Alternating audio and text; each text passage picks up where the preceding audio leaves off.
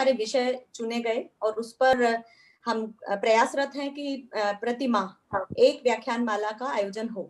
तो आज उसी निमित्त ये तीसरी व्याख्यान माला है। ये व्याख्यान माला 1 घंटे तक विषय रहेगा और बाकी के 30 मिनट आप लोगों को प्रश्न उत्तर के लिए समय मिलेगा, तो वो हम चर्चा के लिए समय रखेंगे।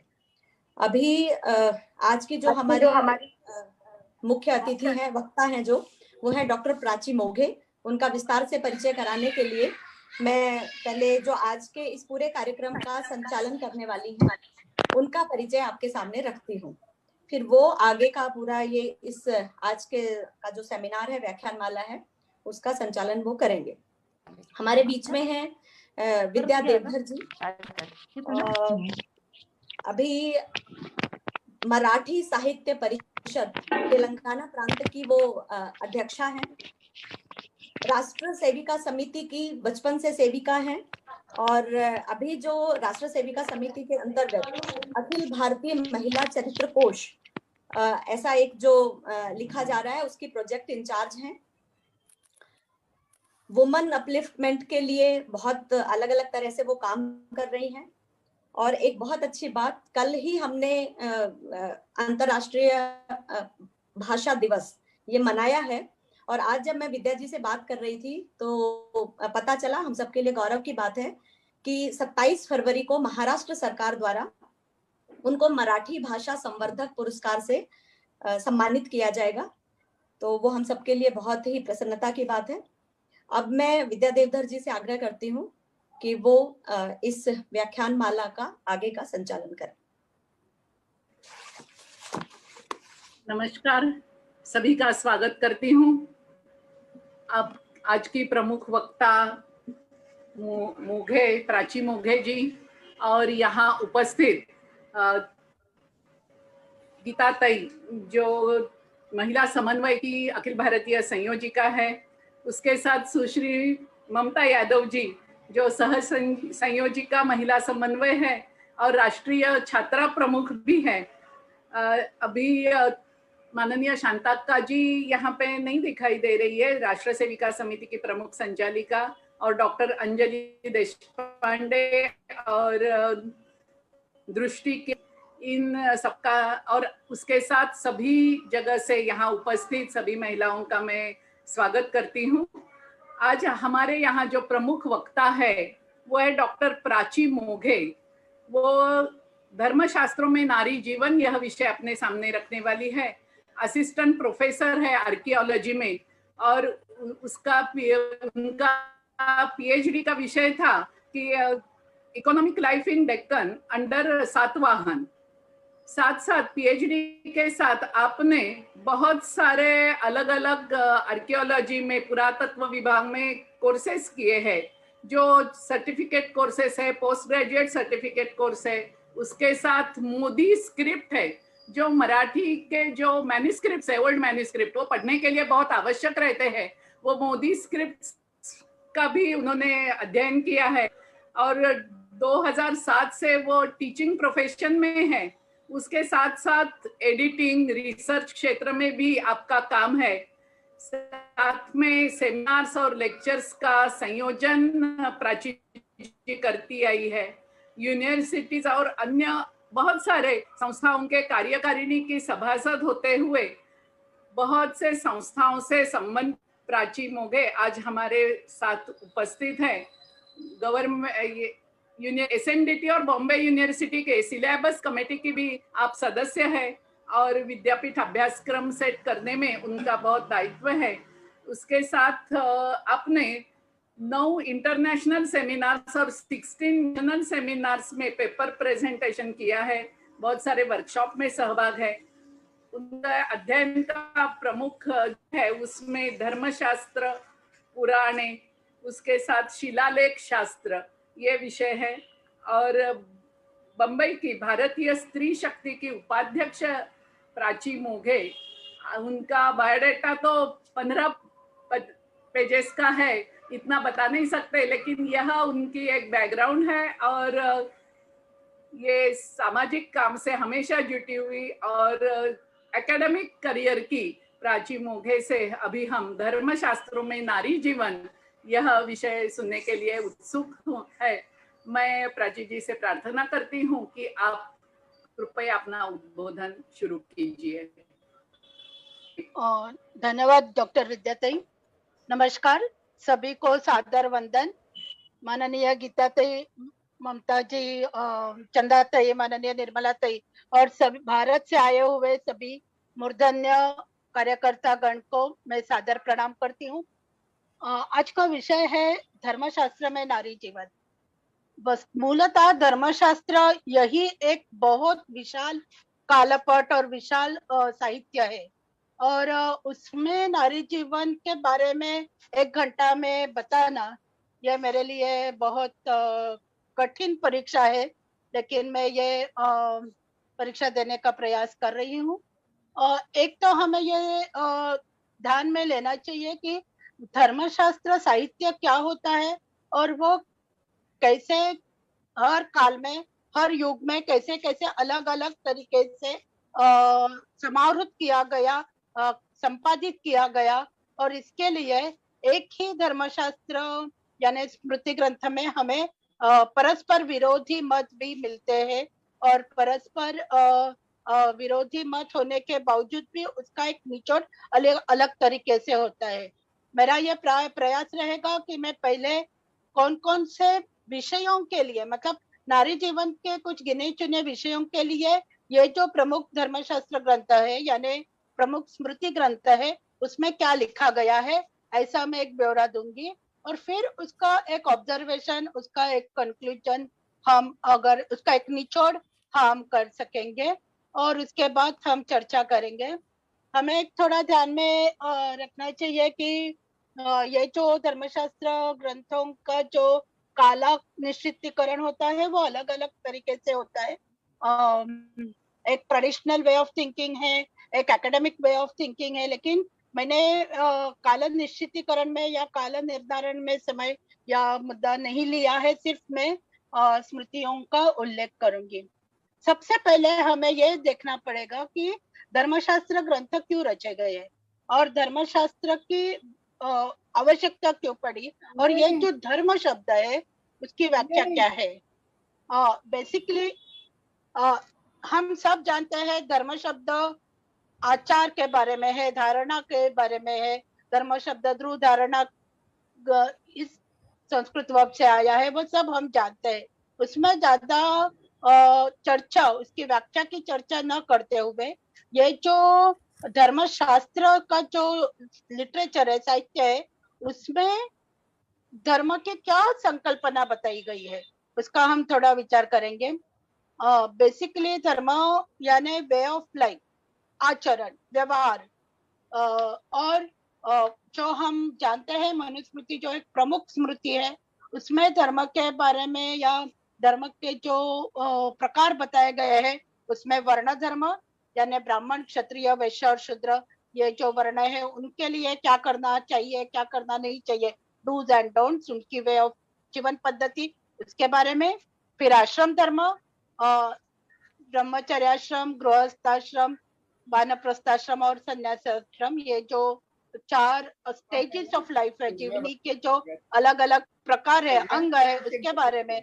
और नैमित्तिक धर्म यानी जो रोजमर्रा की जिंदगी में कुछ ना कुछ दिन आते हैं या तिथि आती है या कुछ ना कुछ पर्व आते हैं, उस पर्व के लिए क्या क्या करना चाहिए, क्या नहीं करना चाहिए, ऐसे नैमित्तिक धर्म। और गुणधर्म, गुणधर्म यह सबसे महत्वपूर्ण धर्म होता है कि हर व्यक्ति अलग अलग रहता है, हर व्यक्ति का यूएसपी अलग अलग रहता है, तो उस व्यक्ति का जो सामान्यत्व में असामान्यत्व है उसका क्या धर्म है, उसकी क्या क्वालिटी है, उसके हिसाब से गुणधर्म, ऐसे धर्म के प्रकार बताए गए हैं। बेसिकली ये जो पूरे के पूरे धर्मशास्त्र लिटरेचर है वो आचार और व्यवहार, ये 2 खंभों के ऊपर तुला हुआ है। आचार यानी वे ऑफ लाइफ और व्यवहार यानी नियम या और जुडिशियल सिस्टम, न्याय दान पद्धति। तो राजा का व्यवहार कैसे होना चाहिए, न्याय व्यवहार कैसे होना चाहिए, ये सब आचार और व्यवहार के बारे में ये सभी धर्मशास्त्रों में चर्चा है। और ये सब चर्चाओं में से हमें नारी जीवन के बारे में उन्होंने क्या लिखा है, नारी जीवन के लिए क्या क्या नियम बनाए हैं, उसके तरफ ध्यान देना है। हमें थोड़ा और भी एक सोचना चाहिए कि ये जो धर्मशास्त्र है, क्या वही धर्मशास्त्र तत्कालीन समाज का प्रमाणभूत ग्रंथ है क्या? ऑफ कोर्स नॉट, क्योंकि सब धर्मों का मूल वेद होता है।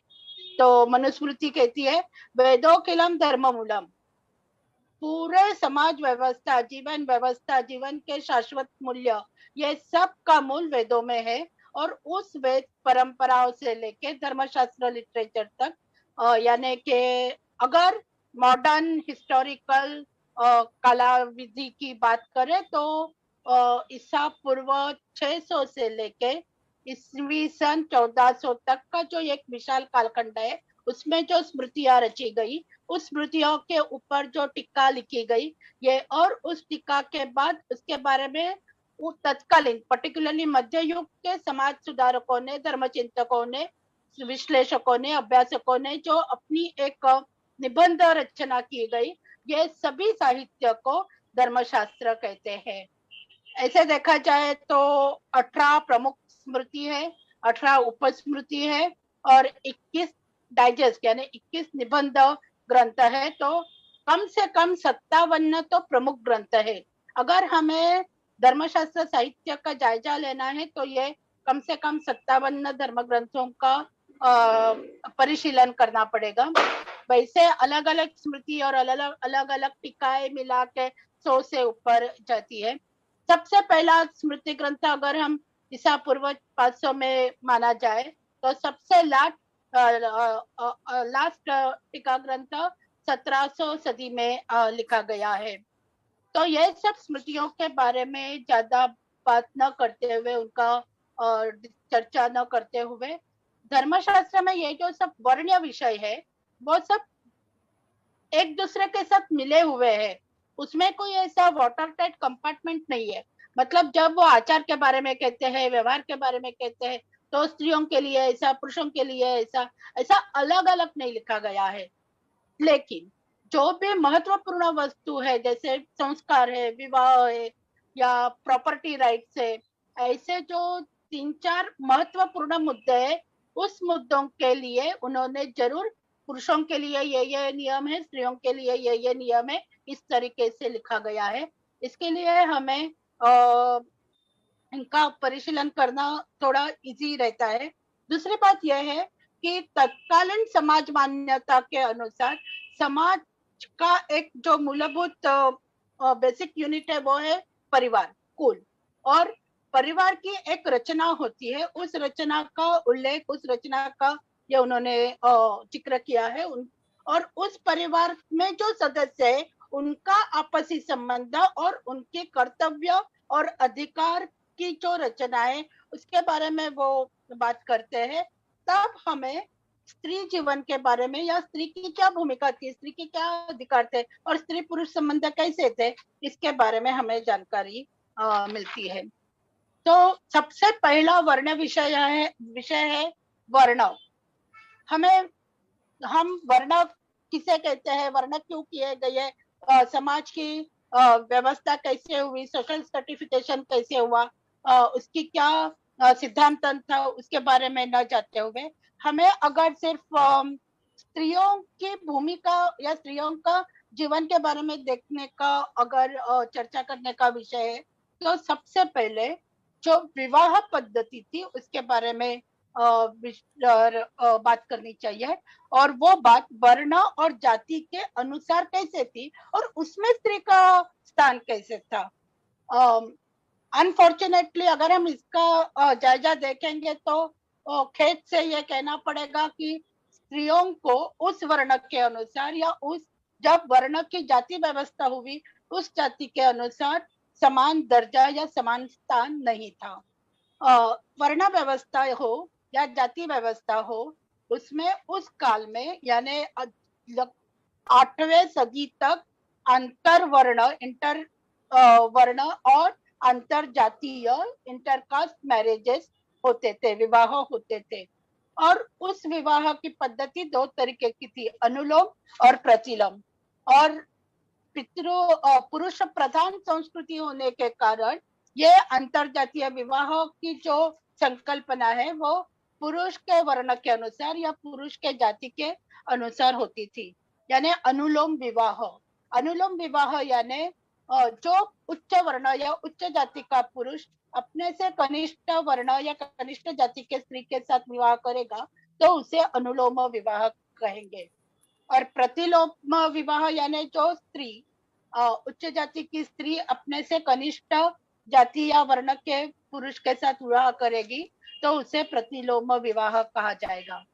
तो ये अनुलोम और प्रतिलोम विवाह की परमिशन होने के कारण उनकी जो जब पर्टिकुलरली ईस्वी सन 2 से लेके जो जाति संस्था बहुत ही संघिष्ट और रिजिड होती गई, उसमें जाति उत्कर्ष और जाति अपकर्ष ये दो संकल्पना आ गई और वो भी हमेशा स्त्री का जो इसमें स्थान था उस हिसाब से, और ये विवाह से उस स्त्री को जो पुत्र प्राप्ति होगी, पुरुष प्रधान संस्कृति होने के कारण इसमें यह स्मृति काल में पुत्र प्राप्ति होना अनिवार्य था और पुत्र प्राप्ति से ही उसका उस जाति का ऊपर जाना या नीचे जाना संभव होता था। वो कैसे, वो मैं एक उदाहरण देकर बताती हूँ। अगर ब्राह्मण पुरुष ने क्षत्रिय स्त्री से विवाह किया तो यह अनुलोम विवाह है, सवर्ण विवाह है, और उनको अगर कन्या हुई और उस कन्या ने अगर वापस ब्राह्मण पुरुष के साथ विवाह किया और ऐसा 7 पुश्ते तक चला, तब 7 पुश्तों के बाद उनको जो कन्या हुई होगी या पुत्र होगा वो सब ब्राह्मण वर्ण के होंगे, यानी उनका जाति उत्कर्ष हो गया। और जाति अपकर्ष में ब्राह्मण पुरुष ने क्षत्रिय स्त्री से विवाह किया, उनको अगर पुत्र हुआ और पुत्र ने वापस क्षत्रिय स्त्री से विवाह किया और ऐसे 5 पुश्तों तक चला तो वह पुरुष क्षत्रिय वर्ण का यानी जाति अपकर्ष हो गया। हम ये सब जानकारी क्यों ले रहे हैं? एक तो ये आज के काल में ये तो मॉडर्न कॉन्टेक्स्ट में इसका कोई संदर्भ है ही नहीं, फिर भी हम अतीत में जो धर्मशास्त्र में स्त्री जीवन की देख रहे हैं इसके लिए हम ये एक उदाहरण ले रहे हैं। उसकी परीक्षा या उसका विश्लेषण हम बाद में करेंगे। क्या ये सिर्फ अंतरजातीय विवाह के लिए ही होता था या स्त्री का स्थान उस समाज में या उस वर्ण में उस जाति में कैसा था? ऑब्वियसली व्हेन उस घर की बात करें या उस समाज की बात करें तो स्त्री का स्थान कम से कम 600 सदी तक बराबर से थोड़ा नीचे लेकिन अच्छा था, वो हम बाद में देखेंगे। लेकिन उसमें और एक बात आती है कि वो समान स्थान जो हम आज के काल में देखते हैं, ऐसा समान स्थान कभी भी नहीं था। दूसरी बात हमें यह देखनी है कि ये जो जाति व्यवस्था व्यवसाय आधारित हो गई तो क्या कोई वर्ण का आदमी और स्त्री, पुरुष या स्त्री अपना व्यवसाय बदल सकते थे क्या? मैंने धर्मशास्त्र के अनुसार स्त्रियों को भी व्यवसाय करने की अनुमति थी, कम से कम 3rd सेंचुरी AD तक, मतलब ईस्वी सन 3री सदी तक कोई भी स्त्री अपना व्यवसाय चुन सकती थी। लेकिन जब ये व्यवसाय जन्माधारित हो गए यानी फैमिली वंश परंपरागत हो गए, तब उस स्त्री को उसकी जो परिवार का व्यवसाय है उसे ही फॉलो करना पड़ता था। तो ये व्यवसाय स्वीकारने की जब बात आती है तब याज्ञवल्क्य स्मृति ऐसा कहती है कि अपने वर्ण से वरिष्ठ व्यवसाय स्वीकारने से आपका वर्ण या जाति का स्थान ऊपर नहीं होगा, लेकिन अगर यही व्यवसाय आपने 7 पुश्तों तक किया और आपके परिवार के सभी लोगों ने किया तब जरूर होगा। या आपके घर में से कोई भी सदस्य उन्होंने अपने वर्ण से कनिष्ठ वर्ण का व्यवसाय स्वीकार किया तो 5 पुश्तों के बाद उस पुरुष या स्त्री को जो व्यवसाय स्वीकार किया है उस व्यवसाय की जो जाति है उसका अभिदान प्राप्त होगा, उसका नाम प्राप्त होगा, तो ये उसका जाति अपकर्ष हुआ। इसी में और एक समस्या यह है स्त्री जीवन के बारे में या व्यवसाय के बारे में, स्त्री अपने वर्ण में या अपने जाति में जो व्यवसाय स्वीकारती थी वो स्वतंत्र रीति से नहीं चला सकती थी। उसे अपने साथ अपना पति, अपना पुत्र या अपने पिता या कोई भी परिवार का पुरुष सहकारी, उसके साथ उसे यह व्यवसाय करना पड़ता था। हालांकि यह धर्मशास्त्र साहित्य में दिखाई देता है, वैदिक साहित्य में यह नहीं दिखाई देता है, लेकिन वो आज का वर्ण विषय नहीं है। दूसरी एक बात, ये जो स्मृतियां है वो हर वर्ण का आचार धर्म की बात करते हैं। तो अध्ययन, अध्यापन, यजन और दान, ये जो ब्राह्मण वर्ण के लिए उस काल में निश्चित था, उसमें स्त्री का भी समावेश था। स्त्री खुद अपने अध्ययन कर सकती थी, अध्यापन भी कर सकती थी, और खुद के लिए जो धार्मिक कार्य है उसका यजन यानी यज्ञ कर्म भी कर सकती थी और दान भी कर सकती थी। लेकिन बाय द टाइम ये जो धर्मशास्त्र काल के वक्त उनका एक्चुअल वैदिक यज्ञ में याज्ञिकी करना बंद हुआ था, लेकिन वो यज्ञ में सम्मिलित हो सकती थी। लेकिन वैदिक यज्ञ के अलावा जो भी कर्मकांड रहते उसमें वो स्वतंत्र रूप से कर्म करती थी, यानी कि तर्पण हो, श्राद्धादि कार्यक्रम कर्म हो, या बाकी कोई भी शुभ कार्य और अशुभ कार्य हो, उसमें वो भाग का हिस्सा ले सकती थी। अध्ययन के विषय उनके सेक्युलर विषय यानी अपने व्यवसाय के लिए अनुकूल वो विषय, तत्वज्ञान, इतिहास, संगीत, कला, ये जो अलग अलग विषय रहते हैं, परफॉर्मिंग आर्ट्स, ये जो अलग अलग विषय, उस विषय में वो अध्ययन ले सकती थी।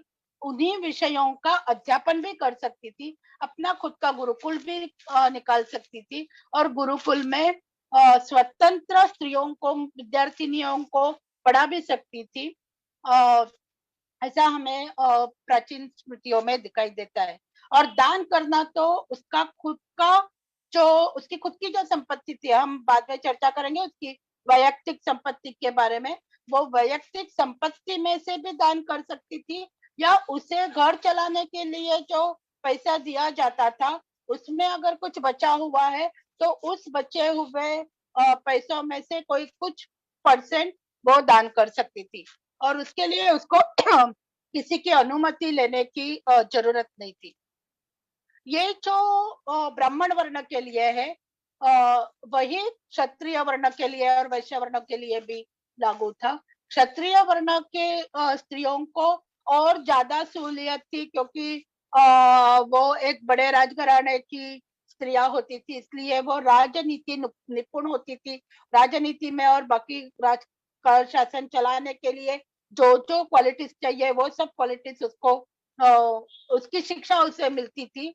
लेकिन बाय दिस टाइम वो गुरुकुल में जाके नहीं पढ़ती थी, तो राजप्रसाद में ही उसकी अध्ययन की स्वतंत्र व्यवस्था होती थी। और जो भी शासन व्यवहार होता है उसमें उसका सक्रिय सहभाग होता था, उसकी चर्चा हम थोड़ी बाद में करेंगे। और वैश्य वर्ण के लिए जो विविध व्यवसाय है उस व्यवसाय में अपने कुल परंपरागत व्यवसाय में वो भागीदार होती थी। ये जो सब बातें हमें सब स्मृति ग्रंथियों से मिलते हैं, तो हमें और एक थोड़ा अचरज लगता है कि ये सब ठीक है, ये त्रिवर्ण है, तथाकथित उच्च वर्ण है, लेकिन शूद्र वर्णों के लिए क्या दिखाई देता है? अनफॉर्चुनेटली धर्मशास्त्र ग्रंथों का अगर परिशीलन किया जाए तो शूद्र वर्णों में स्त्रियों की स्थिति बहुत ही अमानवीय और बहुत ही असहनीय तरीके से थी, और उन्हें सिर्फ सेवा करने का अधिकार था। और वहां भी बहुत सारे कठिनाइयों का सामना शूद्र पुरुष को भी और स्त्रियों को भी करना पड़ता था। उसमें अगर हम अस्पृश्यता, ये जो टैबू है भारतीय समाज का, और उसका जिक्र धर्मशास्त्र में आता है, हमें ऐसा लगता है कि शूद्र वर्ण के बहुत सारी जातियां अस्पृश्य होती होंगी, और उनमें ऐसा नहीं है। एक्चुअली धर्मशास्त्र में सिर्फ 4 जातियों को अस्पृश्य कहा गया है, चांडाल, स्वपथ, शत्रु, अक्षत्रु और सूत। और इनमें ऐसा कहा गया है कि वो उनकी जो व्यवहार है वो बहुत ही अमानवीय व्यवहार है। उसके बारे में हम अभी चर्चा नहीं करेंगे, वो एक अलग विषय है। लेकिन इसके अलावा एक पातित्य की भी संकल्पना होती थी। पातित्य यानी जो त्रिवर्णिक है, ब्राह्मण, क्षत्रिय, वैश्य, उन्होंने, जो स्त्री हो या पुरुष हो, उन्होंने अगर अपने कर्म में कुछ दोष पाए गए या अपने कर्म करने में उनकी गलती हुई, तब उन्हें उस वर्ण से और उस जाति से निकाला जाता था, पातित्य किया जाता था। और ऐसे बहुत सारे महापातकों की लिस्ट दी गई है, जैसे कि ब्रह्महत्या, गुरु पत्नी गमन, सुरापान, so and so forth. There are बहुत सारी लंबी चौड़ी लिस्ट है। तो ये करने के बाद स्त्री हो या पुरुष हो, उनको उस वर्ण से या उस जाति से, उस कुल से निकाला दिया जाता था। अगर पुरुष है तो सिर्फ उसको ही निकाला दिया जाता था। अगर उसके पत्नी और संतति ने इनकार किया उनसे, जैसे हमने बाला कोड़ी की स्टोरी मालूम है कि बाला कोड़ी के पत्नी और संतति ने, पुत्रों ने कहा कि हम आपके पाप में भागीदार नहीं होंगे। अगर ऐसा उनके परिवारजन ने कहा तो सिर्फ वही पुरुष पतित्य हो जाता था। लेकिन स्त्री के बारे में ऐसा नहीं था। अगर स्त्री ने कुछ गलती की है और उसने प्रायश्चित्त नहीं लिया, तो स्त्री के साथ उसकी जो संतति थी उसको भी निकाला जाता था, पतित्य किया जाता था। इसके अलावा इसी वर्ण सिस्टम में या समाज व्यवस्था में दास्यत्व की भी एक कल्पना थी। और हमें ऐसा लगता है कि गुलामगिरी या दासी, ये जो सब एक सोशल इंस्टीट्यूट है, ये जो समाज व्यवस्था है, वो जो हम बाकी दुनिया में देखते हैं, उतनी घृणास्पद, उतनी रिजिड भारतीय समाज व्यवस्था में नहीं थी।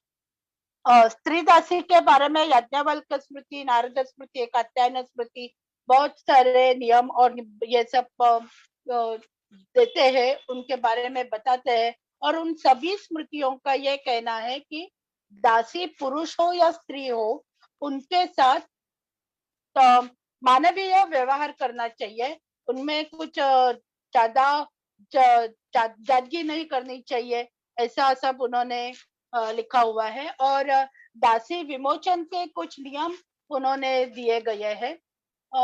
स्त्री दासी के बारे में हमें एक नियम दिखाई देता है जो दुनिया में कहीं भी नहीं दिखाई देता। स्त्री दासी के बारे में नारद स्मृति और याज्ञवल्क्य स्मृति और कात्यायन स्मृति कहती है कि अगर मालिक ने स्त्री दासी से शरीर संबंध रखा और उस संबंध से उस दासी को अपत्य प्राप्ति हुई, तो मालिक ने उस दासी और उसके अपत्य को दासत्व से मुक्तता करनी चाहिए। और ये जो नियम है वो उस स्त्री के दासत्व की मुक्ति के लिए ही है। और उसका एक क्या कहते हैं, उसका एक स्थान देने के लिए भी है। क्योंकि अगर हम यही नियम कहीं और देखने की चेष्टा करते हैं, तो ये नियम कहीं भी नहीं है। तो बहुत अचरज होता है कि धर्मशास्त्र में एक जगह अस्पृश्यता है, एक जगह बहुत ही अमानवीय नियम है। उसी धर्मशास्त्र में हमें दासी विमोचन का एक अच्छा नियम, जो स्त्री को दासित्व से मुक्त कर देता है, ऐसा भी नियम हमें दिखाई देता है। ये सब नियम 14वें 16वें शती तक प्रचलित थे। लेकिन बाद में क्या हुआ वो हम सब जानते हैं और उसके बारे में अभी चर्चा नहीं करेंगे। तो ये वर्ण व्यवस्था हो या आश्रम व्यवस्था हो, उसके कर्तव्य के बारे में धर्मशास्त्र हमें बताता है। और धर्मशास्त्र का एक महत्वपूर्ण अंग होता है आचार। आचार यानी अपना चलन वलन और अपना आचार शुद्ध रखने के लिए जो संस्कारों की आवश्यकता होती है, वो 40 संस्कार। हम उस संस्कारों की चर्चा अभी नहीं करेंगे, लेकिन जो बहुत ही डिबेट में लाया गया मुद्दा है वो है उपनयन। क्या स्त्रियों को उपनयन विधि करने का, उपनयन संस्कार करने का अधिकार था या नहीं। और यह उपनयन ब्राह्मण, क्षत्रिय, वैश्य वर्णों के लिए अनिवार्य था। आज तक भी वो तीनों वर्णों को अनिवार्य ही है। तो उसमें सब स्त्रियों को उपनयन करने का अधिकार था या नहीं। ये जो सब धर्मशास्त्र जो है, सब स्मृतियां जो है, कम से कम 5वें 6वीं सदी तक की स्मृतियां, उसमें स्त्रियों को उपनयन विधि या उपनयन संस्कार का महत्व और संस्कार करने की आवश्यकता और कैसे करना चाहिए वो बताया गया है। हमें मालूम है कि प्राचीन काल से लेके स्त्रियों को 2 प्रकार की अध्ययन की व्यवस्था थी। एक जो स्त्री थी वो ब्रह्मवादिनी थी, यानी जो तत्वज्ञान और बाकी धर्मशास्त्र और ऐसे ह्यूमैनिटीज जो आजकल हम कहते हैं, इस सब विषयों का आजन्म अध्ययन करती थी। ब्रह्म का खोज लेने के लिए अपना पूरा दिमाग लड़ाती थी। वो ब्रह्मवादिनी स्त्रियों का उपनयन वो 8 या 9 साल की उम्र के उसमें होता था। जो स्त्रियां ब्रह्मवादिनी बनना नहीं चाहती थी, जो स्त्रियां विवाह होके करके गृहस्थाश्रम में प्रवेश करना चाहती थी, जिसे सद्योवधू कहते हैं, उनके लिए उपनयन उनके विवाह के पूर्व किया जाता था। विवाह की चर्चा हम थोड़ी बाद में करेंगे। तो ये जो उपनयन विधि है सद्योवधू या ब्रह्मवादिनी स्त्री के लिए, उस सब का जिक्र हमें धर्मशास्त्र में मिलता है। और संस्कार प्रकाश करके बहुत ही लेट यानी 16वीं सदी का वो डाइजेस्ट है, उसमें भी हमें उसके डिटेल्स मिलते हैं। हमें मालूम है कि उस वक्त लोग गुरुकुल में जाते थे, पढ़ते थे, और गुरुकुल से जब आते थे तब एक विधि था समावर्तन विधि यानी स्नातक। आजकल हम जो पदवी प्राप्त करने के बाद स्नातक हुए ऐसे जो कहते हैं, वो अवभृत स्नान का विधि वो उस गुरु शिक्षा विद्या का समाप्ति के बाद करने वाला विधि था। स्त्रियों के लिए भी समावर्तन विधि था। और ये विधि समावर्तन विधि हो या सावित्री व्रत यानी गायत्री की दीक्षा देना हो या मेधा जनन विधि हो, ये सब जो संस्कार है जो उपनयन के भाग है, वो सावित्री व्रत, मेधा जनन संस्कार, ये सब स्त्रियों के लिए भी थे। और इसका सब वर्णन स्मृतियों में, धर्मशास्त्र में आता है। प्राचीन स्मृतियों में स्त्रियों के शिक्षा की स्थिति का वर्णन आता है, एज अ विद्यार्थिनी, एज अ छात्रा और एज अ अध्यापिका। तो ये सब, जैसे मैंने पहले कहा कि स्त्रियां अपना खुद का गुरुकुल चलाती थी और उनको आचार्य, उपाध्याय, ये अभिधान, ये पदवी होती थी। आचार्य और उपाध्याय यानी सिर्फ उस आचार्य या उपाध्याय की पत्नी ऐसा नहीं। आचार्य यानी जो स्त्री जो खुद का गुरुकुल चलाती है और खुद का छात्र छात्राओं को पढ़ाती है, जो प्रमुख है उस क्षेत्र की, उसे आचार्य कहा जाता है। और उसके साथ जो उसके सहकारी अध्यापिका है, उन जो कुछ ना कुछ दक्षिणा लेके विद्या का दान करते हैं, उसे उपाध्याय कहा जाता है। लेकिन ये सब अध्ययन में, जैसे प्राचीन स्मृतियों में इसका जिक्र है, लेकिन गौतम स्मृति हो या वशिष्ठ स्मृति हो, जिनका वो थोड़े बाद के पीरियड काल में उनका संपादन हुआ है, ऐसे स्मृतियों में, इवन मनुस्मृति में, जैसे गौतम स्मृति का श्लोक है 18:1 या वशिष्ठ का 6:1 या मनु का 9:3, ये सब श्लोकों में दिया गया है कि स्त्रियों को वेद अध्ययन से वंचित किया गया है, स्त्रियों को वेद का अध्ययन करने की अनुमति नहीं है। लेकिन उसी कालखंड में हमें जो अश्वलायन स्मृति मिलती है, वो कहती है कि स्त्रियों को वेद शिक्षा का भी अधिकार है और वेदाध्ययन के लिए जो व्रत करने चाहिए या कोई भी विशिष्ट ज्ञान प्राप्ति के पूर्व तैयारी के लिए जो व्रत करने चाहिए, वो सब व्रत स्त्रियां भी कर सकती है और स्त्रियां भी ये सब अध्ययन कर सकती है, ऐसा अश्वलायन स्मृति में कहा है। तो हम देख सकते हैं कि एक ही कालखंड के स्मृतियों में 2 अलग अलग तरीके के मत दिए गए हैं। इसका कारण यह है कि ये स्मृतियां अलग अलग प्रदेशों में रची गई थी, तो उसका भी एक परिणाम या इम्पैक्ट उनके ऊपर हुआ करता था।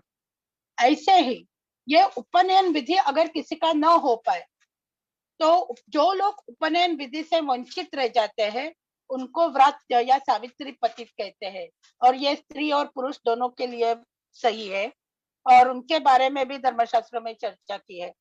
हमें जानकारी है कि 7वीं शती से अलग मतलब पहले भी ग्रीक, खून, शक आदि यवन आते थे, लेकिन मोहम्मद बिन कासिम ने सिंध प्रांत लिया, तब से यवन म्लेच्छों का, पर्टिकुलरली मुस्लिम शासकों का आना, रेड पढ़ना और धर्मांतर करना ये चालू हुआ था।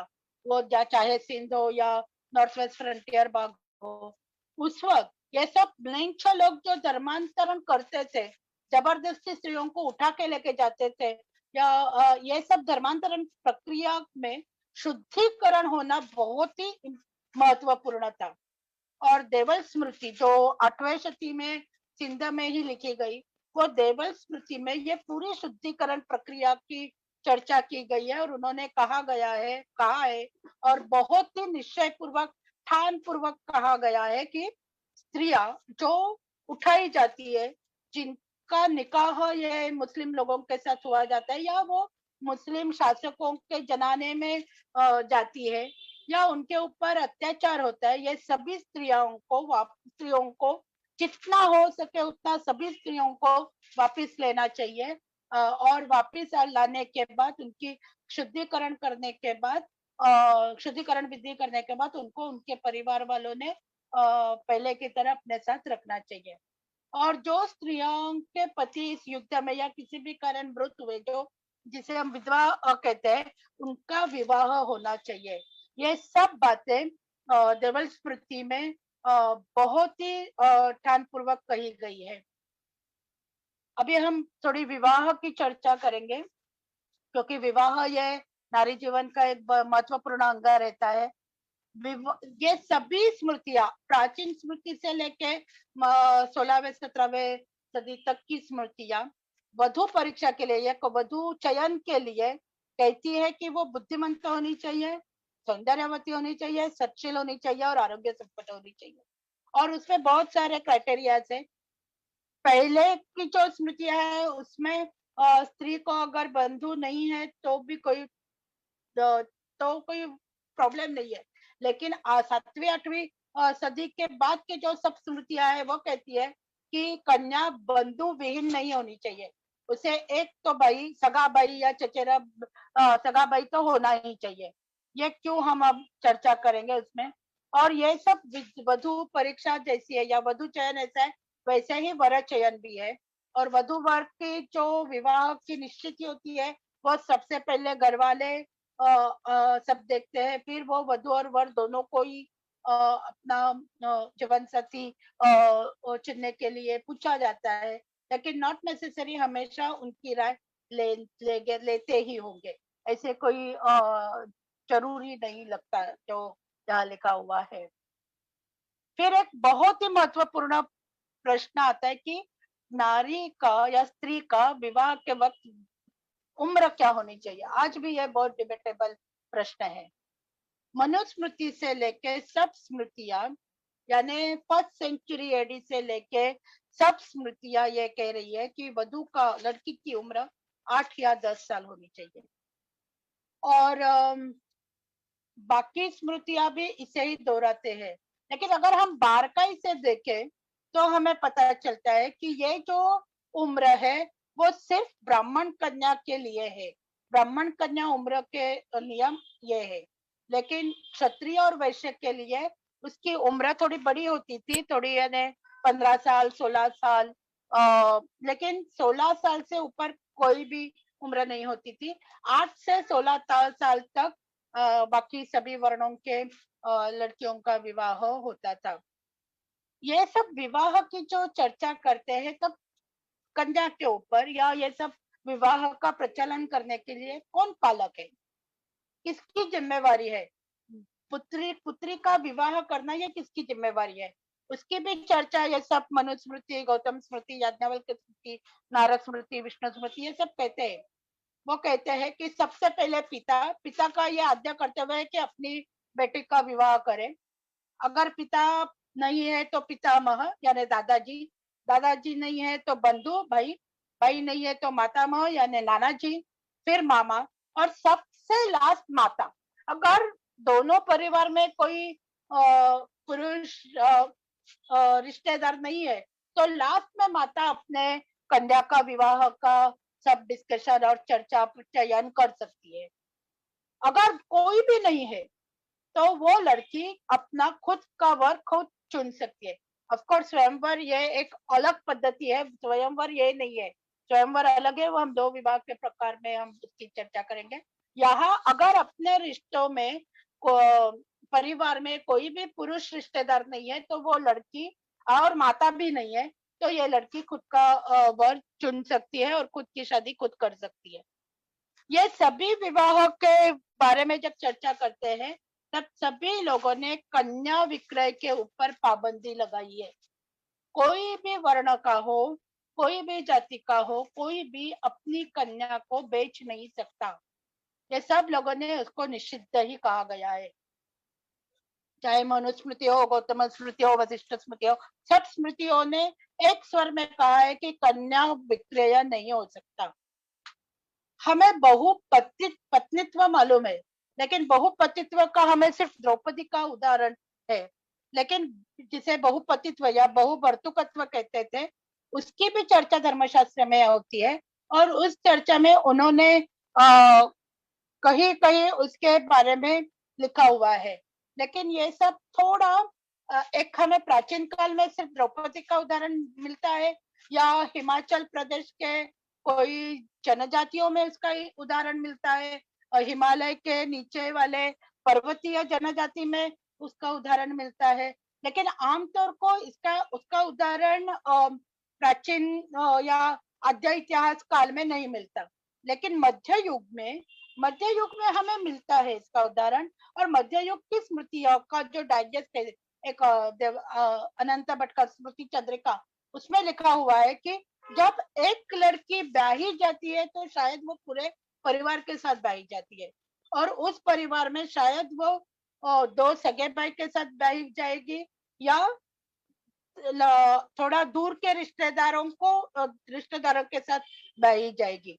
यानी एक लड़की उस परिवार की एक की बहू नहीं होगी, सबकी बहू होगी, ऐसा मध्य युग में लिखा गया, मध्य युग के स्मृति चंद्रिका में लिखा गया है। उसका भी सोशियोलॉजिकल इम्प्लीकेशंस और ये सब उसके जो दुष्परिणाम है उसकी चर्चा हम बाद में करेंगे, अभी हम मैं सिर्फ ब्यौरा देती जा रही हूँ। ये सब विवाह के बारे में है। ये सब धर्म शास्त्रकार विवाह होने के बाद गृहस्थाश्रम में पति और पत्नी के जो कर्तव्य है उनकी लंबी चौड़ी चर्चा करते हैं। वो कहते हैं कि धर्म अर्थ काम ये तीनों पुरुषार्थ प्राप्त करने के लिए जो भी आचार है उसमें दोनों ने साथ मिलकर दंपति के रूप में सहभाग देना चाहिए, और दोनों एक दूसरे के साथ एकनिष्ठ होने चाहिए। और सभी यज्ञ कार्य में, सभी धार्मिक कार्य में पति पत्नी ने दंपति के साथ मतलब एक जोड़ी के रूप में, युगल के रूप में सहभागी होना चाहिए। उसके अलावा कुछ धर्म कार्य ऐसे होते हैं वहां जो स्त्रियां खुद अकेली कार्य में सहभागिता दे सकती है। पत्नी ये शब्द का अर्थ ही यह है कि जो अपने पति के साथ सभी यज्ञ कार्य में, धार्मिक कार्य में सहभाग देती है, उसी को ही पत्नी कहते हैं। इसीलिए हिंदी में धर्म पत्नी ऐसा शब्द है।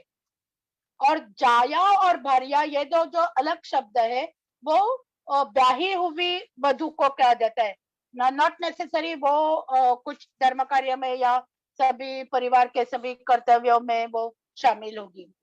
तो ये अलग अलग शब्द जो वाइफ के लिए है वो उसका अलग अलग कार्य है, और उसकी सब चर्चा धर्मशास्त्र में की गई है। पत्नी के कर्तव्यों के बारे में चर्चा करते हुए ऑब्वियसली वी ऑल नो कि क्या बताया गया है कि सबकी सेवा करना, सबका आदर आतिथ्य करना, और गृहस्थ होने के नाते जो भी करना होता है वो करना, व्यवसाय की वृद्धि करना, व्यवसाय में सहभागिता देना, कुटुंब का बजट, आर्थिक नियोजन, व्यवसाय में अगर स्त्री ध्यान देगी तो उसका नियोजन, और पति को एक कंधे से कंधा लगाते हुए अपना जीवन यापन करना, ज्येष्ठ लोगों की, वृद्ध लोगों की सेवा करना, बच्चों को अच्छे संस्कार देना, ये सब जो बातें हम इतने साल सुनते आए हैं, करते आए हैं, उसकी सब पत्नी के कर्तव्य के बारे में उन्होंने दिया है। अगर पति ने पत्नी का अतिक्रमण किया तो क्या होगा? याज्ञवल्क्य स्मृति कहती है, अगर पति ने पत्नी का अतिक्रमण किया है, यानी दोनों में कुछ अनबन बनी है, तो भी उसे मतलब पति को पत्नी का पालन पोषण करना ही चाहिए और उनकी जो संपत्ति है उसका तीसरा हिस्सा पत्नी को देना ही चाहिए। लेकिन ये कभी कभार बातें आती है। आमतौर पे पति पत्नी का व्यवहार प्रेम पूर्ण और सौहार्दपूर्ण व्यवहार ही होना चाहिए, ऐसा याज्ञवल्क्य स्मृति, विश्वरूपा स्मृति, मनुस्मृति एक स्वर में कहती है। अगर व्यभिचार हुआ, यानी स्त्री ने व्यभिचार किया, तो क्या होगा? धर्मशास्त्र इसकी भी चर्चा करता है और धर्मशास्त्र कहता है कि स्त्री का व्यभिचार यह है उपपातक है। अगर वो स्त्री व्यभिचार करने के बाद प्रायश्चित्त लेती है तो उसको घर में लेते हुए उसके सब जो सामान्य अधिकार है, मतलब पत्नी होने के सब अधिकार है, वो उसे वापस देने चाहिए। अगर उसने व्यभिचार करने के बाद भी प्रायश्चित्त नहीं लिया तो उसे सिर्फ उसके जीने के लिए जितना मिनिमम बेयर नेसेसिटीज है उतना ही खाना और एक जोड़ी कपड़ा देना चाहिए और उसे सब अधिकार छीन लेने चाहिए। ये वशिष्ठ स्मृति और याज्ञवल्क्य स्मृति कहती है। अगर इस नियम को हम देखें तो हमें दो दृष्टि से हम इसे देख सकते हैं। एक तो व्यभिचार ये पातक है ही, एकनिष्ठ होना ही सबसे महत्वपूर्ण है, लेकिन अगर भूल हो गई, दोष हो गया, व्यभिचार हो गया, तभी भी स्त्री को उसके जो जीने के लिए बेसिक नेसेसिटीज है उससे परास्त नहीं किया जा सकता। उसको जीने के लिए पूरा देने की व्यवस्था अगर उसने प्रायश्चित्त नहीं लिया है तो देना ही पड़ेगा। ये एक थोड़ा मानवीय नियम हम कह सकते हैं, इसके ऊपर डिबेट हो सकता है। ये सब धर्मशास्त्र में पति पत्नी अभिन्न है, धार्मिकता में, धार्मिक कार्य में, समाज व्यवहार में, लेकिन ऐहिकता में नहीं। यानी जो आर्थिक भाव है, आर्थिक चीज रहती है, उसमें पति पत्नी अभिन्न नहीं है, वो भिन्न भिन्न है। एक उदाहरण देना चाहती हूँ। अगर पति ने कर्ज लिया है तो उसकी जिम्मेवारी पत्नी की नहीं है, और पत्नी ने कर्ज लिया है अपने वैयक्तिक संपत्ति से तो उसकी भी जिम्मेवारी पति के ऊपर नहीं है। तो पत्नी की स्त्री धन और उसकी जो वैयक्तिक मालमत्ता है उसके ऊपर पति का कोई अधिकार नहीं, लेकिन पति की जो वैयक्तिक मालमत्ता है, पति की जो संपत्ति है, उसमें से 1/3 हिस्सा हमेशा उस स्त्री को मिलता था। वो स्त्री वारसा और ये सब जो दाया भाग है वो हम थोड़ी चर्चा अलग करेंगे। इसका मतलब यह है कि स्त्री का अधिकार और दर्जा अलग अलग दिखाई देता है, लेकिन ये सब धर्मशास्त्र ऐसा कहते हुए भी नारद स्मृति ने दाया भाग की चर्चा करते हुए कहा है कि स्त्रियों को कोई दाया भाग की आवश्यकता नहीं है और स्त्रियों को कोई भी वैयक्तिक मालमत्ता करने का अधिकार नहीं है। हमेशा स्त्री की पत्नी के रूप में, कन्या के रूप में और सबसे महत्वपूर्ण माता के रूप में प्रशंसा की गई है और गुरु के रूप में भी प्रशंसा की गई है। अभी हम थोड़ा और एक जो स्त्री समस्याओं का एक उलझा हुआ रहता है, विधवा की स्थिति, उसके बारे में थोड़ी चर्चा करेंगे। हमें मालूम है मध्य युग से आज तक भी विधवाओं के ऊपर कितने अत्याचार किए जाते थे, केशवपन किया जाता था, लेकिन धर्मशास्त्र के एक भी ग्रंथ में विधवा का केशवपन का उल्लेख नहीं है। कोई भी धर्मशास्त्र ऐसा नहीं कहता है कि विधवा होने के कारण उसका केशवपन किया जाए।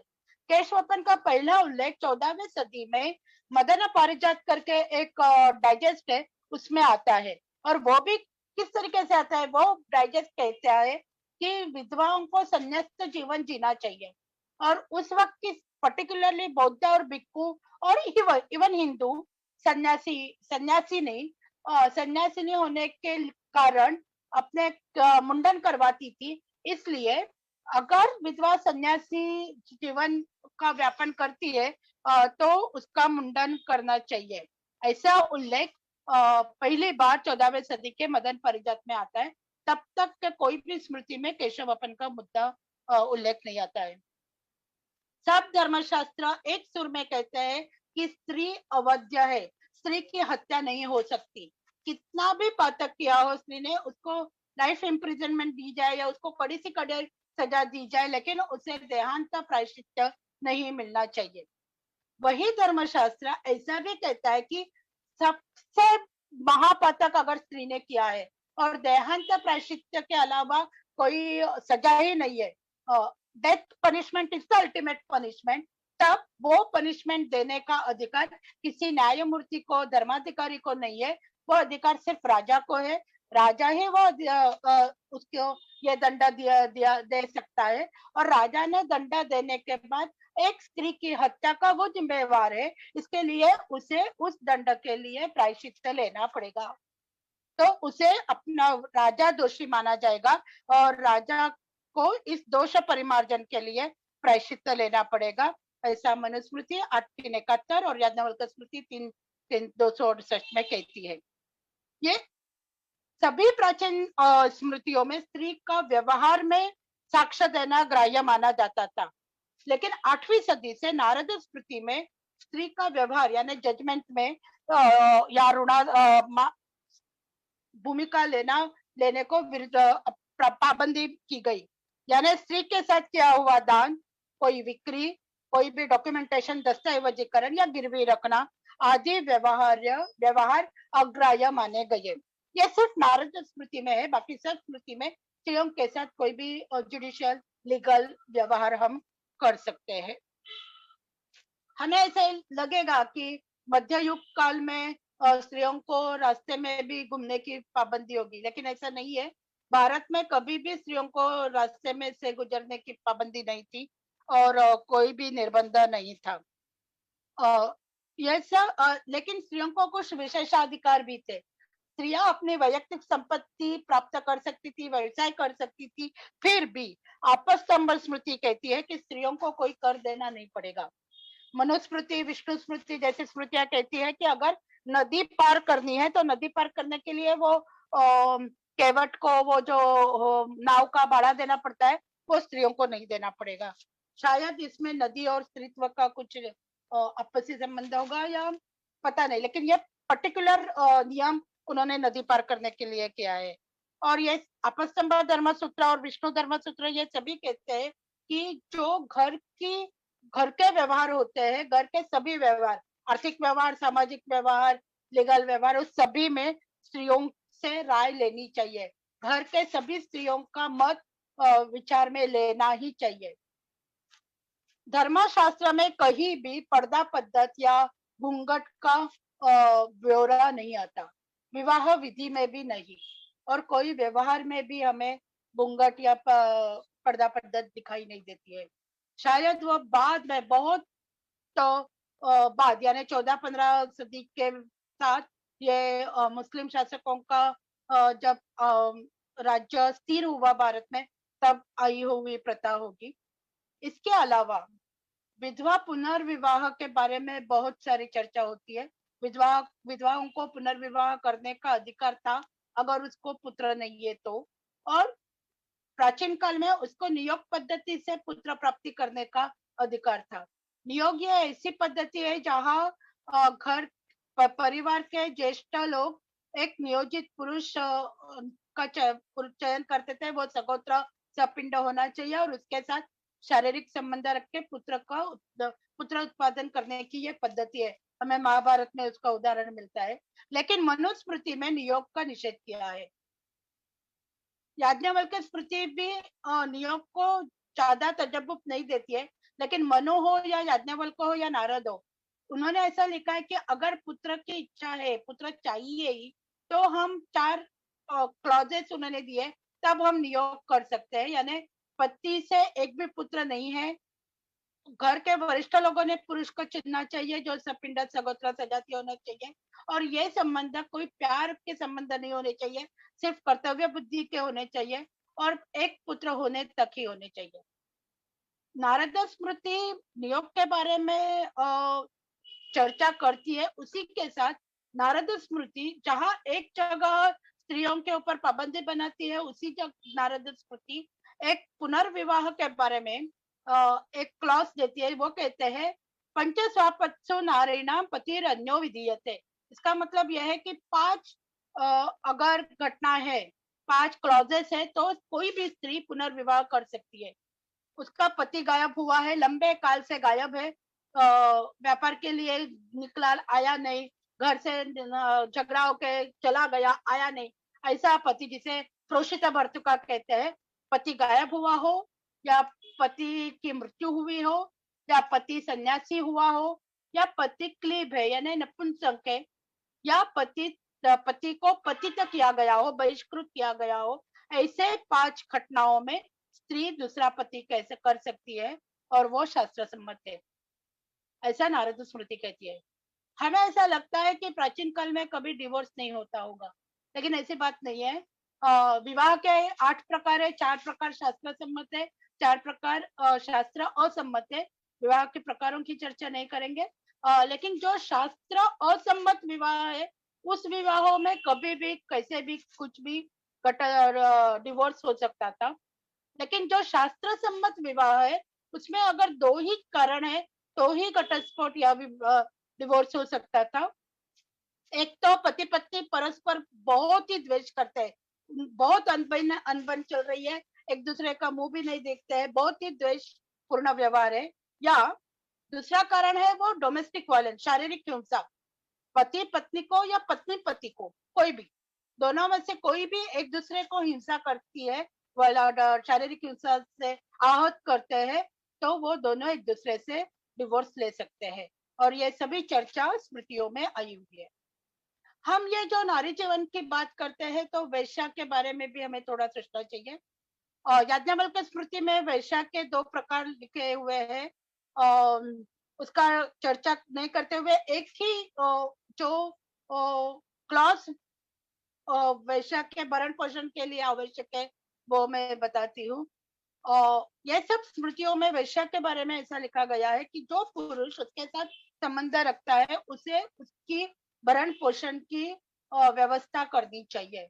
और ये जो वैश्या रहती है वो गणिका नहीं है, या सब बहुत सारे पुरुषों के साथ संबंध रखने वाली नहीं है, उसे वो अवरुद्धा वैश्या कहते हैं, जो उस पुरुष के साथ उनके घर में या कोई और जगह उस पुरुष के साथ बंधी हुई रहती है, जिसे हम वर्नाक्युलर लैंग्वेज में रखेल कहते हैं।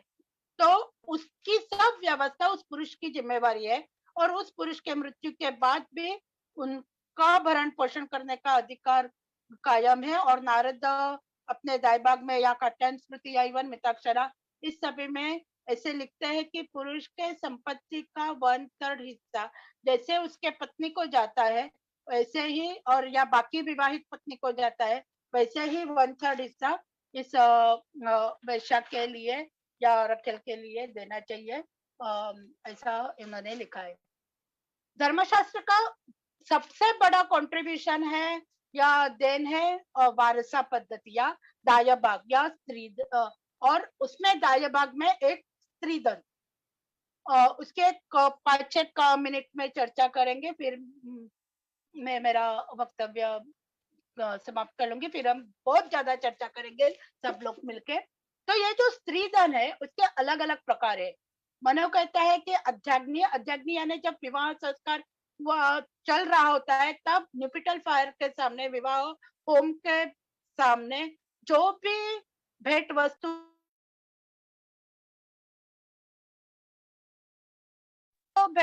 है, वो जो है वो अध्याग्नि स्त्रीधन है।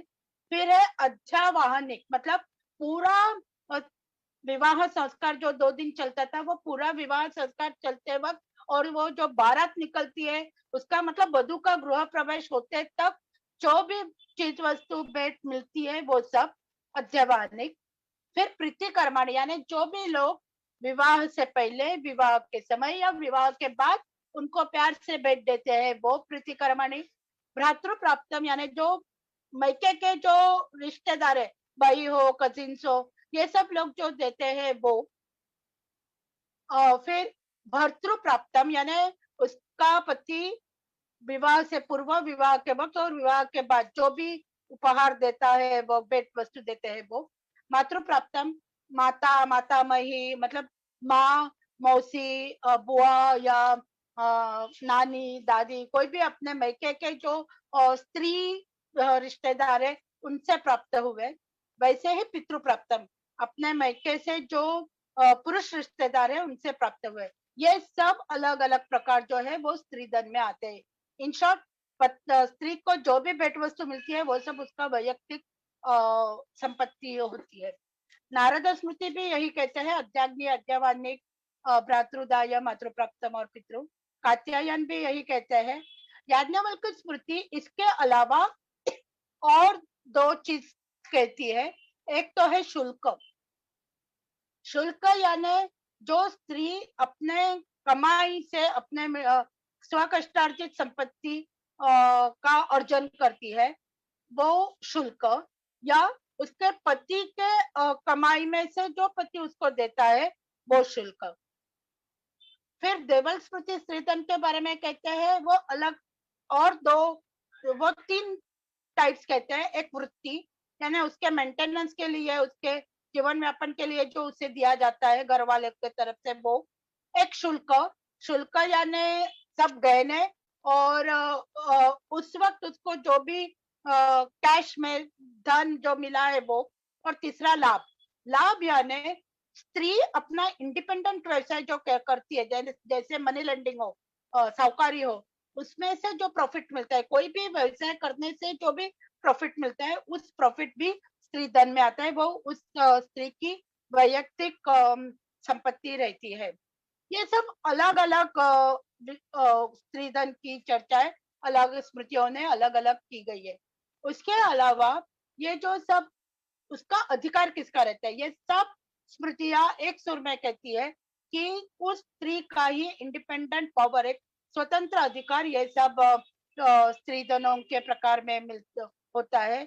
और वो अपने स्त्री धन का कोई हिस्सा या पूरा का पूरा स्त्री धन अपने पति के विनती करने पर, अगर बहुत ही सांपत्तिक कठिनाइयां है, कष्ट है, तो ही दे सकती है।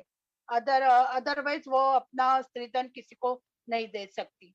ये सब जो स्त्री धन के बारे में है वो विवाहित स्त्रियों के बारे में है। उस वक्त अविवाहित स्त्रियां भी होती थी, तो मेडन के बारे में, कुमारी के बारे में ऐसा लिखा गया है कि उसका जो स्त्री धन है, क्योंकि उसको भी कुछ ना कुछ गिफ्ट्स मिलते होंगे, कोई ना कोई, नॉट नेसेसरी विवाह के ही वक्त मिलते हैं, तो उसका जो स्त्री धन है, उसका जो दाया भाग है, उसको जो पैतृक संपत्ति में मिलता है, वो सब उसका ही अधिकार रहता है और वो किसी को भी दे सकती है।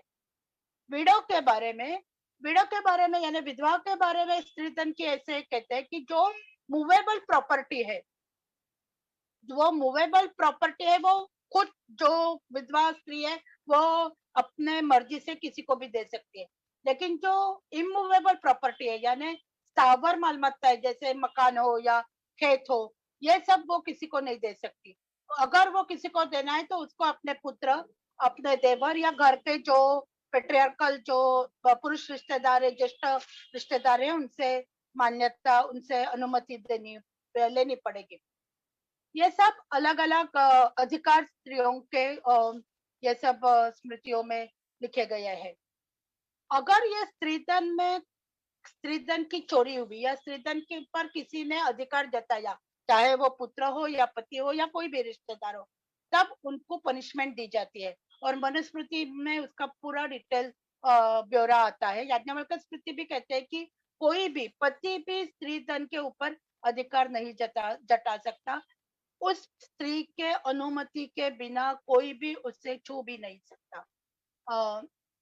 ये सब अलग अलग व्यवहार और अलग अलग वर्णन धर्मशास्त्र में आते हैं। और ये सब का एक ही, ये सब स्मृतियां एक सुर में यही कहती है कि स्त्रीधन ये सिर्फ लड़की की या स्त्री की ही अधिकार है। उसका जो वारसा है यानी दाया भाग है, सक्सेशन है, उसका भी अलग अलग तरीके से वर्णन आता है। मनु कहता है कि उसका इक्वल डिवाइड होना चाहिए सब अपने भाई और बहनों के साथ, या दूसरा एक क्लॉज उसने डाला है कि सिर्फ बेटी के बेटी को मिलना चाहिए। ऐसे स्त्री धन के अलग अलग वारसा पद्धति या दाय किसको कैसे कितना मिलना चाहिए, सक्सेशन टू स्त्री धन ये कहते हैं। याज्ञवल्क्य कहता है कि सबसे पहले पुत्री को, कन्या को ही मिलना चाहिए, कन्या नहीं है तो पुत्र को मिलना चाहिए। गौतम कहता है अनमैरिड और मैरिड डॉटर्स को ही मिलना चाहिए। ये सब अलग अलग चीज अलग अलग तरीके से बताई गई है।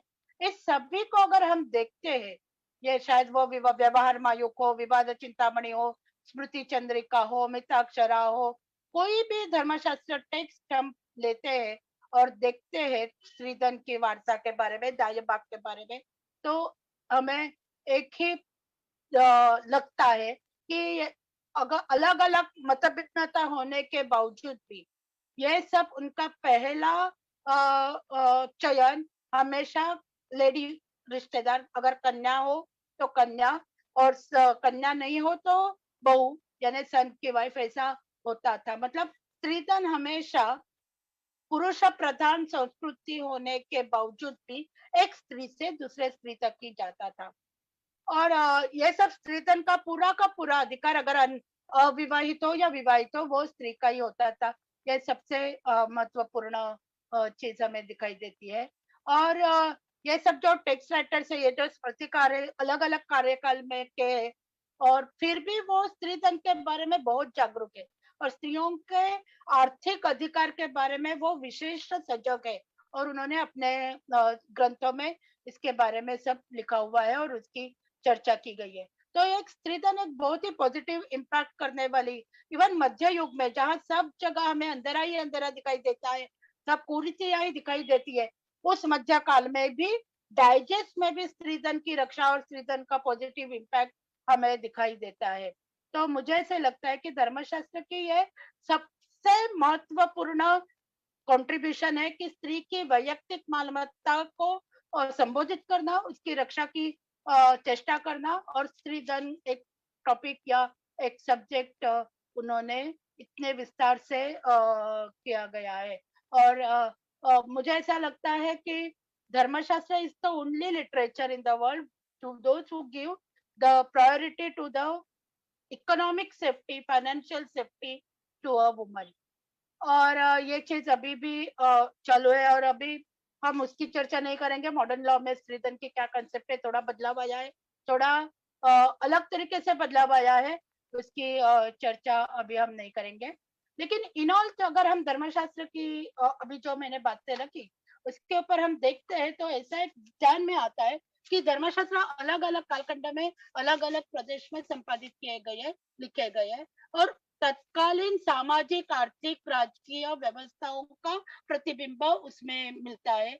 और एक जो जनरल एटीट्यूड है स्त्रियों के बारे में वो थोड़ा कैसे सहनशील है, फिर भी मध्य युग के बाद यानी 7वीं 8वीं शताब्दी के बाद बहुत थोड़ा ज्यादा अमानवीय है। ऐसे दो मतलब हम हमेशा ऐसे सफेद रंग या काले रंग में उसकी चर्चा नहीं कर सकते। बुरा रंग हमेशा होता है, मतलब हमेशा पॉजिटिव बातें ही होगी या हमेशा निगेटिव ही बातें होगी, ऐसा नहीं कह सकते। दोनों चीज होती रहती है। हम जब अभ्यास करते हैं तब हमें थोड़ा देखना चाहिए कि उस कालखंड में, उस स्थिति में उन्होंने क्या लिखा है, उसका नारी जीवन के ऊपर क्या परिणाम हुआ है, और ये सब धर्मशास्त्र लिटरेचर का मॉडर्न हिंदू लॉ में क्या परिणाम हुआ है। और आज क्योंकि ये स्मृति हमेशा युगानुकूल बदलती आई है, इसके लिए हमें इतने अलग अलग बदल दिखाई देते हैं। तो आज के युग में वर्तमान संदर्भ में हमें इसको किस परिप्रेक्ष्य में देखना चाहिए, और आज के समाज व्यवस्था के अनुसार आज के युग में हमें अगर शाश्वत मूल्यों को चिरंतन रखना है, समाज व्यवस्था को, अपने जीवन मूल्यों को, जीवन व्यवस्था को मजबूती से करना है, तो उसमें परिवर्तन लाते हुए हमें एक नए धर्मशास्त्र की रचना करनी चाहिए और एक नया विश्वास और नया समझ समाज में उपस्थित करने की या समाज में लाने की प्रयास करना, लाने की चेष्टा करनी चाहिए, ऐसा मुझे लगता है। आप सभी को धन्यवाद। आप सब इतने श्रेष्ठ और ज्येष्ठ कार्यकर्तागण यहाँ उपस्थित हुए हैं और आपने मेरा ये भाषण बहुत शांति से सुना, इसके लिए मैं आपको धन्यवाद ज्ञापन करती हूँ। Thank you.